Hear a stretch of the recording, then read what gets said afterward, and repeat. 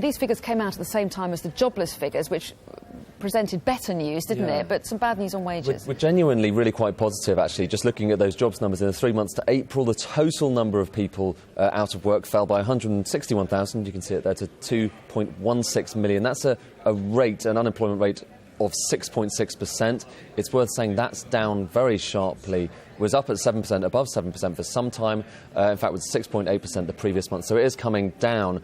Those are really punchy, really positive unemployment numbers. You would think, looking at those on their own, that the Bank of England might want to start lifting interest rates quite soon. But, as you pointed out, look at the wage figure, and you can just see it, this chart that's on the big screen behind us.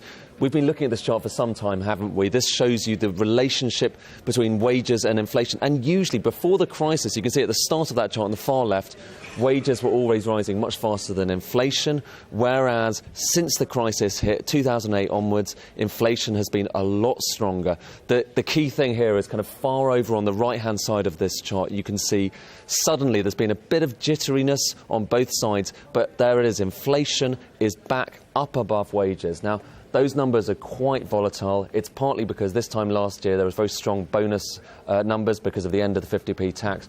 But nonetheless, it's some cause for concern. And Esther McVey, the employment minister, she acknowledged just earlier on today that they were kind of weak. Wages were weak in comparison to a few years ago.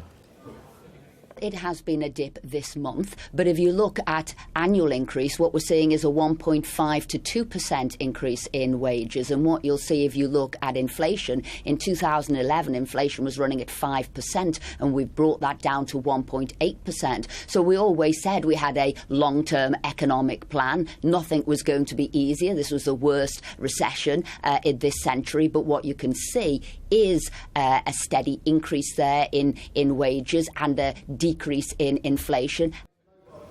So can we draw any conclusions about the future direction of interest rates from one set of figures like this? It's really tricky, and particularly given that these wage numbers are volatile. It does look likely, actually, that wages will pick up in the next few months, but we've been waiting for that moment for quite some time, haven't we? And we thought there was a false horizon where we thought it had come just a few months ago, and you see it there on that chart. And now we're kind of back down below it.